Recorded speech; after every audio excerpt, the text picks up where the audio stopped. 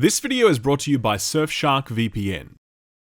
Alright, Ratchet and Clank Rift Apart. Let's talk spoilers. First of all, I'm not going to spoil any story details here, so that's easy.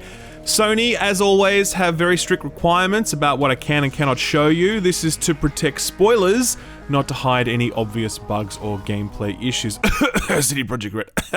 I'm allowed to show you the first third of the game-ish, and then one later level. I think all of the stuff has been revealed in trailers and gameplay showcases anyway, so I don't think any of that is spoiler territory. Still, if you want to go in completely blind, you can listen to this review as you would a podcast, and it will be totally spoiler-free for you. Soul Calibur, released on the Sega Dreamcast on September 8th, 1999.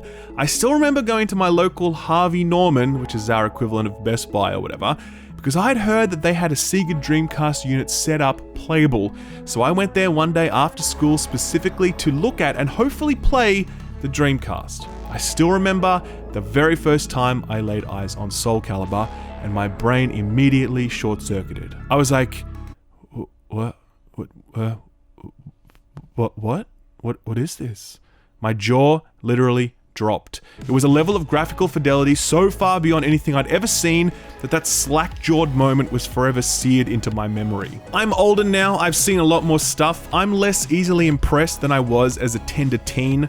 However, I can say that in those intervening years, there have only been a handful of moments that have come close to that first Soul Calibur sighting, and this moment in Ratchet and Clank Rift Apart was one of them. What the yikes? Yikes!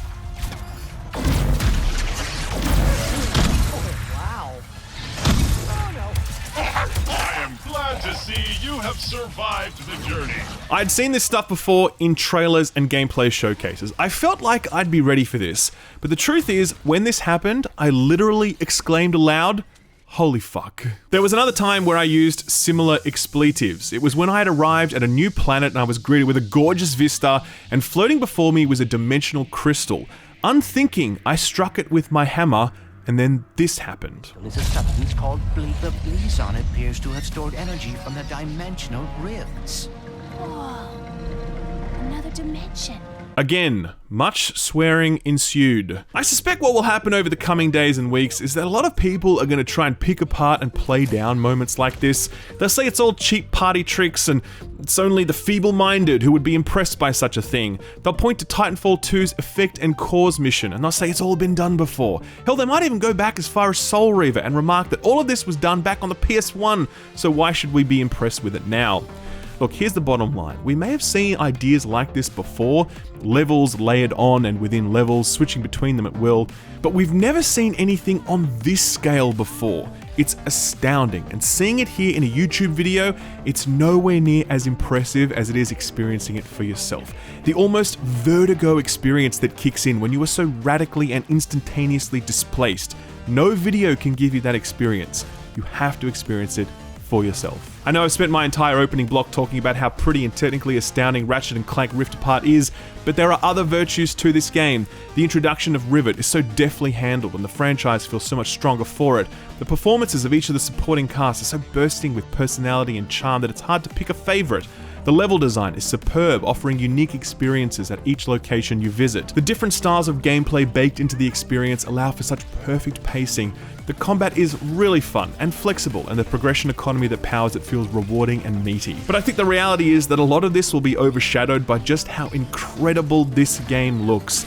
And that's not a bad thing. You know those games that launch at the start of a console's life cycle that look amazing, but they really suck, like Killzone on the PS4 or Rise on the Xbox One or Godfall on the PS5? Jesus, that was bad. Rift Apart isn't one of those. It's not hiding some sort of gameplay deficiency behind its over-awing visuals. It's got the goods to back it up. It's just that it looks so good that it's hard to think about anything else. Anyway, Ratchet and Clank Rift Apart is fantastic, and if you have a PS5, you should buy it.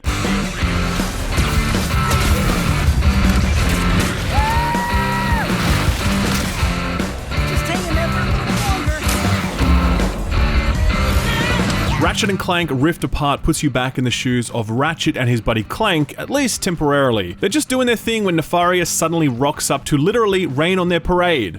Well, not literally since there's no rain, but there is a parade. Anyway, after some hurly-burly, Nefarious gets hold of the Dimensionator, a portal-like gun allowing travel between dimensions. Except something goes wrong, the Dimensionator short-circuits and the dimensions are thrown into turmoil, with aberrant dimensional rifts popping up left, right, and center as things become increasingly unstable. After a pretty spectacular trip through the dimensions, Ratchet gets separated from Clank and arrives in a new dimension, setting up his quest to find Ratchet, reclaim the Dimensionator, repair rifts, and defeat Nefarious once and for all. Except he's not alone in this quest, because this time he's joined by the latest Rule 34 casualty, Rivet.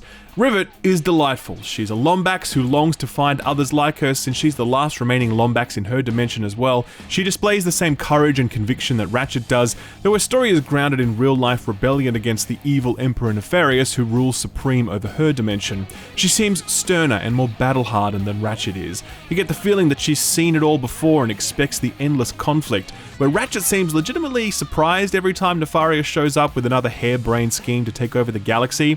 Introducing a new main character to a franchise as beloved as this has always been a risky proposition. I mean, it could have gone full Poochie, but it didn't. Rivet's strength, her emotional vulnerability, and her likable personality see her easily slot into events, and to be honest, I actually liked playing her more than I did Ratchet. Because yes, you will switch back and forth between Ratchet and Rivet throughout your journey, as each of them have their own story to tell that plays out in each location. You can't choose who you take to a new planet, the game will always choose for you. While Rivet does a great deal to broaden the game's narrative and personality, unfortunately she does absolutely nothing to broaden its gameplay. I'd imagine that Rivet would have unique abilities or weapons to differentiate her from Ratchet, but when it comes to gameplay, she's just a reskin. Ratchet and Rivet are exactly the same in every way, down to sharing their weapon unlocks, despite the fact that they acquire these unlocks independently and on different planets. Feels like kind of a wasted opportunity that I expect will be rectified in the next Ratchet and Clank game. Rift Apart is clever in its use of supporting characters, many of whom return from previous Ratchet and Clank games, except they have a unique spin on their personalities and backstories owing to the fact that the versions you'll meet are in this bizarro world other dimension. It's a great formula to revisit beloved characters in a way that makes each new encounter feel fresh, tugging at the heartstrings of memory and nostalgia, while giving you new things to discover about these characters. There's a shot at the end of the game where a lot of the supporting cast is there, and I really did feel a lot of affection for those characters, and I looked back fondly on the adventure I just had. That's when you know the character designers and writers have really nailed it, and they definitely nailed it with Rift Apart.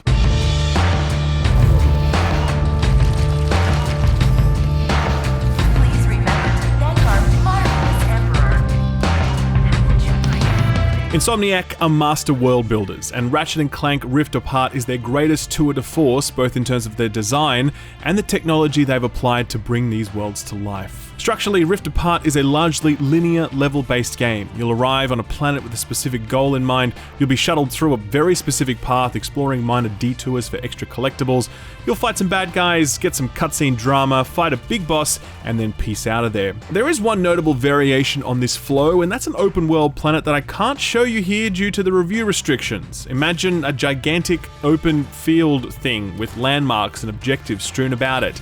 That's what that was. It's certainly not a highlight of the game, given that Rift Apart is better in its scripted moments than its emergent gameplay, but it's nice pacing given how on-rails the rest of the experience is. The on-rail stuff though is just fantastic. You might look at Rift Apart and think it's a 3D platformer like Mario, but it's basically Uncharted for kids. It's highly curated levels full of scripted set-piece moments. Each new location is its own roller coaster with perfectly placed peaks and plateaus to keep the adrenaline flowing without ever causing adrenal fatigue. There's a conceit to each of these levels that is so clever and unique and fun. One of them is that mining level I showed at the start, and you move back and forth between two versions of it, one at peak production and the other a shattered ruin. There's a pirate level just full of cool pirate stuff. There's an underwater facility that sees you hunted like Alien Isolation meets Ratchet and Clank.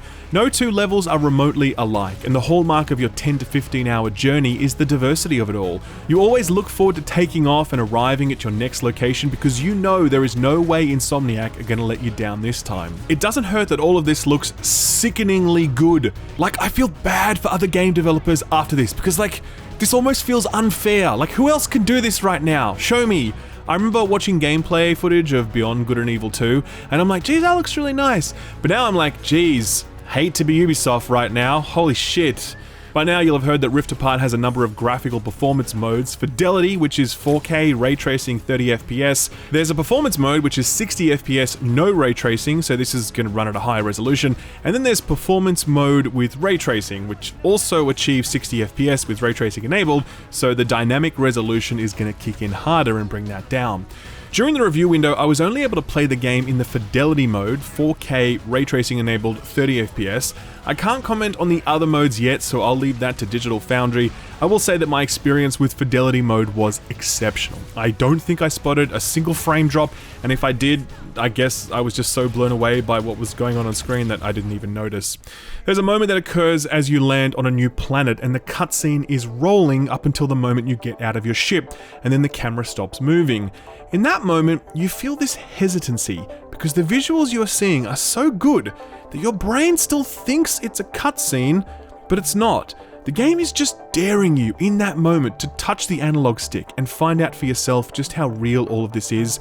And when you do finally move, your brain still takes like a split second to actually believe it. It's really wild. There's going to be a lot of discussion about whether or not Ratchet and Clank is the best looking video game ever made. That conversation is sure to become very annoying and toxic as bottom feeding console warriors grab individual screenshots to prove or disprove their points in embarrassing Reddit and Twitter threads. I don't care about any of that. I'll tell you what I think. I think this is the best looking video game I've ever played, and I think anyone at Insomniac who contributed to how good this video game looks is some sort of sorcerer, and we should fear them.